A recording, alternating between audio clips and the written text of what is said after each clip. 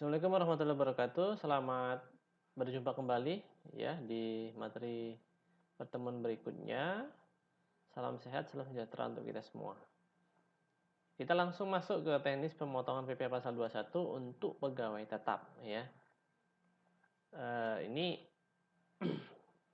perhitungan PP 21 untuk pegawai tetap ini karena masa maka dihitung atau perusahaan itu akan melakukan perhitungan setiap bulannya ya. Nah, kita langsung ke contoh ya.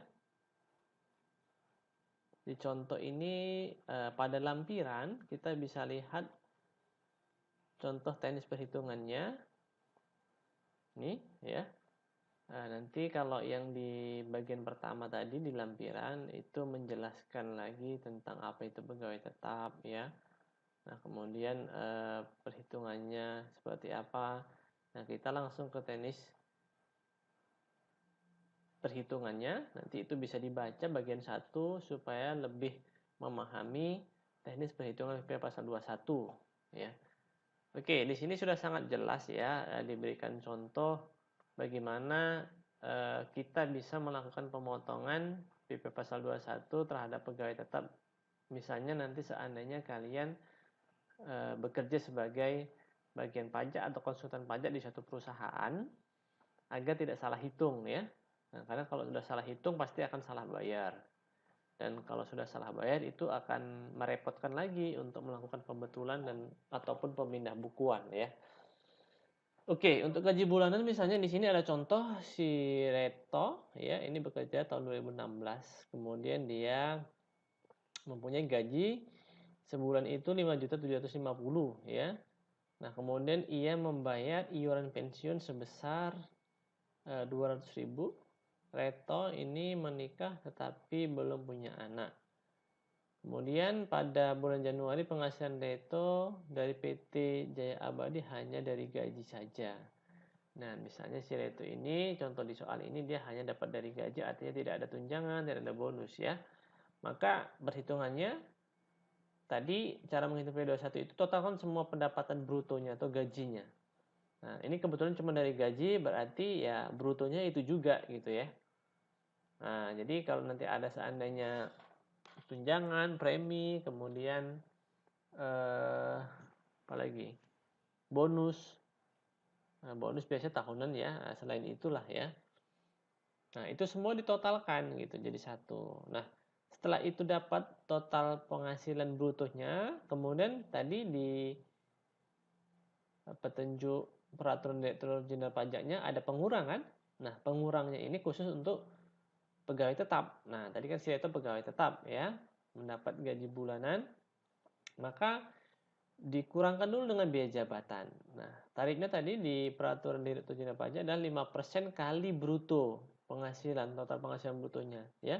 Di sini kebetulan cuman dari gaji aja ya brutonya itu juga yaitu 5.750. Maka 5% dapatnya 287.500. Ini bisa dipakai semua atau bisa dikurangkan semua karena tidak melebihi 500.000. Karena tadi maksimum 500.000 per bulan. Kemudian ada iuran. Pengurang lagi selanjutnya setelah biaya jabatan pengurang iuran yang dibayar sendiri oleh si Reto di perusahaan itu ya. Nah, 200.000 maka total pengurangnya tambahkan pengurang ini menjadi 487.000. Sehingga ketika kita kurangkan bruto dengan pengurang, totalnya adalah mendapatkan penghasilan netonya sebulannya adalah 5.262.500. Nah, ini penghasilan netonya. Nah, penghasilan neto ini yang kemudian disetahunkan ya, karena kita akan menggunakan PTKP setahun di sini. Ya, kita setahunkan dikali 12 gitu. Nah, maka setelah dikali 12 dapatnya 63.150.000. Nah, setelah dapat PTKP setahun, penghasilan itu setahun, itu dikurang dengan PTKP setahun. Ingat, status daripada si Reto tadi ini adalah menikah belum punya anak. Jadi, PTKP-nya pertama untuk diri sendiri 54 juta, kemudian ditambah karena menikah atau K1 ya. Nah, ini nanti biasanya diistilahkan singkatannya K1, kawin K0 ya, bukan K1. K0 kawin belum punya anak. tambah 4.500.000 sehingga PTKP untuk K0-nya menikah belum punya anak adalah 58.500.000. Nah, penghasilan itu setahun 63.150 dikurang 58.500, maka PPh penghasilan kena pajak setahunnya itu adalah 4.650.000. Nah, dari sinilah baru dikali dengan tarif pasal 17 ya untuk PP pasal 21, yaitu karena cuma 4.650.000 ini kan tidak melebihi dari 50 juta ya. Maka cuman hanya kena tarif tunggal ya. Nah, artinya kena tarif lapisan pertama saja 5% kali 4.650.000, 232.500. Ini per tahun. Jadi untuk bulan Januari saja berapa? Ya, ini dibagi 12 ya. Maka yang akan dipotong oleh perusahaan si tempat Reto bekerja adalah 19.375 ya. Nah, ini kalau pajaknya nggak ditanggung perusahaan, maka yang dibawa pulang oleh si Reto gajinya itu tidak sampai dengan 5.750, tapi 5.750 dikurang dengan 19.375. Itulah yang dibawa pulang oleh si Reto. Ya, ini kita lihat catatan, ini penting ya. Nah, ini biaya jabatan adalah biaya untuk mendapatkan, menagih, dan memelihara. Ini fasilitas yang diberikan oleh undang-undang untuk mengurangi penghasilan bruto tadi ya. Kemudian contoh tersebut berlaku yang bersangkutan si Reto tadi mempunyai NPWP. Jadi ketika dia punya NPWP tarifnya normal ya, seperti ini 19.375 yang dipotong. Tapi kalau seandainya si Reto nggak punya NPWP atau bagi wajib pajak atau karyawan yang nggak punya NPWP, maka nanti perusahaan akan memotong ya 20% lebih mahal ya. Jadi di sini setelah dapat penghasilan PPh terutang tadi, dikali 120% karena nggak punya NPWP lebih mahal 20% dari 19.375. Maka seandainya nggak punya NPWP, yang dipotong itu bukan 19.375 tapi 23.250 ya. Nah, contoh-contoh selanjutnya diasumsikan semua punya NPWP gitu. Nih, jadi harus hati-hati juga apakah kalian punya NPWP atau enggak, itu dijadikan suatu catatan ya untuk menentukan besarnya pajak yang harus dipotong oleh perusahaan gitu. Oke, ini ada contoh yang kedua ya untuk pegawai tetap juga. Ini Bang Eko, pegawai pada PT Chandra, penghasilan gajinya 8 juta. Nah, ini ada tunjangan-tunjangan yang lain. Nah, ini ada premi, jaminan kecelakaan kerja ya, jaminan kematian, penghasilan, kemudian ada pengurang, ada BPJS ketenagakerjaan ya. Semua ada datanya di sini, silahkan dibaca ya. Nah, cara menghitungnya tadi, konsep perhitungannya adalah tambahkan semua penghasilan pada bulan tersebut yang menjadikan komponen penambah brutonya gitu ya. Maka dari gaji 8 juta, kemudian dari jaminan premi ya, premi jaminan tenaga kerja 40.000 ya. Itu yang berapa persen dari ini? 0,5% dari 8 juta ya. Kemudian penghasilan brutonya, jaminan kematian 24.000 ya. Ini 0,3 dari gaji gitu.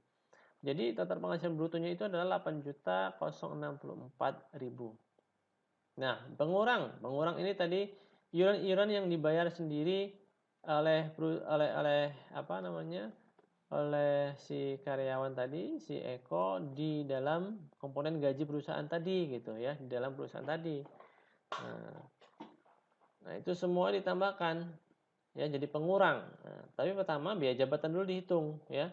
5% kali 8.064. Nah, ini masih 400.000, masih bisa dikurangkan semua. Kemudian iuran pensiun tambahkan 200.000, iuran jaminan hari tua tambahkan 160.000. Jadi total pengurangnya 663.200. Penghasilan bruto kurang penghasilan total pengurang, dapatnya penghasilan itu sebulan 7.400.800. Kemudian disetahunkan menjadi 88 juta ya, setelah 7.400.800 dikali 12 dapatnya 88.809.600. Nah, tadi si Eko tadi ini adalah statusnya kalau dari sini adalah menikah belum punya keturunan atau anak, maka K0 ya. PTKP-nya 58.500.000. Nah, kemudian dikurangkan penghasilan itu setahun, dikurang penghasilan tidak kena pajak 5.500.000, maka penghasilan kena pajak setahunnya adalah 30.309.600. Ini dibulatkan ya, menjadi 30.309.000 gitu. Jadi PPh pasal 21 terutangnya karena masih 30 juta ya, masih tetap kena lapisan pertama 5% kali 30.309. Nah, dapatnya 1.515.450. Itu per tahun. Per bulannya atau di bulan Januari itu adalah dibagi 12, yaitu 126.288. Nah, begitu perhitungan contoh untuk PPh pasal 21 pegawai tetap ya. Silahkan dibaca untuk contoh selanjutnya. Nah, nanti ada pegawai tidak tetap, pegawai dengan pemborongan, peharian, itu bisa dilihat di sini semua ya. Nah, oke. Nah, jadi tugasnya adalah berikan masing-masing contoh untuk perhitungan PP pasal 21 yang selain pegawai tetap. Itu yang ada di peraturan per 16 ini ya, salinan di lampiran peraturan Direktorat Jenderal Pajak ya. Nah, itu buatkan masing-masing satu contoh ya, selain yang sudah PPh pasal 21 perhitungannya untuk pegawai tetap yang sudah kita bahas tadi. Oke, sampai sini dulu pertemuan kita kali ini ya. Sampai bertemu kembali di pertemuan selanjutnya. Salam sehat, salam sejahtera untuk kita semua. Assalamualaikum warahmatullahi wabarakatuh.